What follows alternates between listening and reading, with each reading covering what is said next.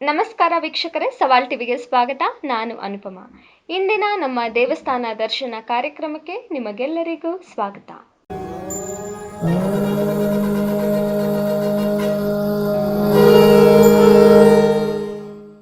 ಅರ್ಕೇಶ್ವರ ಸ್ವಾಮಿ ದೇವಸ್ಥಾನ.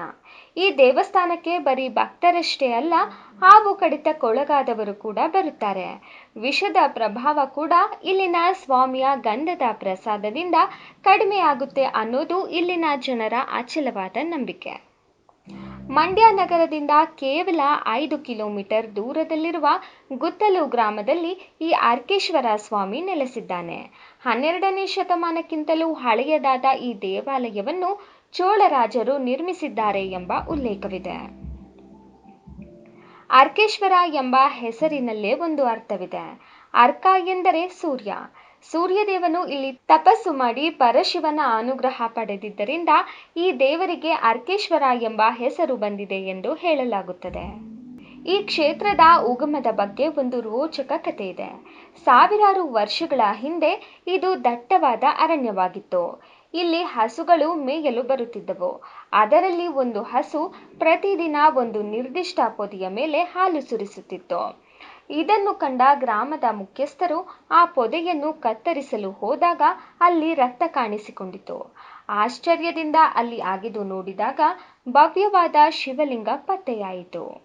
ಈ ಅರ್ಕೇಶ್ವರ ಸ್ವಾಮಿ ದೇವಸ್ಥಾನವು ಕೇವಲ ಶ್ರದ್ಧಾ ಕೇಂದ್ರವಲ್ಲ, ಇದು ನಂಬಿಕೆಯ ಪವಾಡದ ತಾಣವೂ ಹೌದು.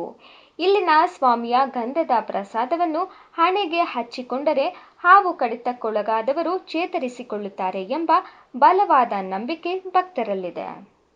ಅಷ್ಟೇ ಅಲ್ಲದೆ ಚರ್ಮದ ಕಾಯಿಲೆಗಳಿರುವವರು ಇಲ್ಲಿ ಬಂದು ಹರಕೆ ಹೊತ್ತು ಪೂಜೆ ಸಲ್ಲಿಸಿದರೆ ಗುಣಮುಖರಾಗುತ್ತಾರೆ ಎಂದು ಹೇಳಲಾಗುತ್ತದೆ.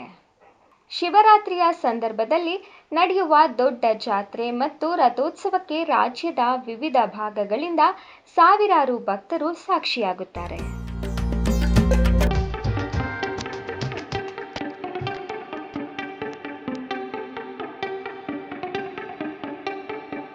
ಇದೇ ತರ ಹೆಚ್ಚಿನ ವಿಡಿಯೋಗಳಿಗಾಗಿ ಸವಾಲ್ ಟಿವಿಯನ್ನು ಸಬ್ಸ್ಕ್ರೈಬ್ ಮಾಡಿ, ಲೈಕ್ ಮಾಡಿ, ಶೇರ್ ಮಾಡಿ, ಹಾಗೆ ನಿಮ್ಮ ಅನಿಸಿಕೆಗಳನ್ನು ಕಮೆಂಟ್ ಬಾಕ್ಸ್ನಲ್ಲಿ ತಿಳಿಸಿ.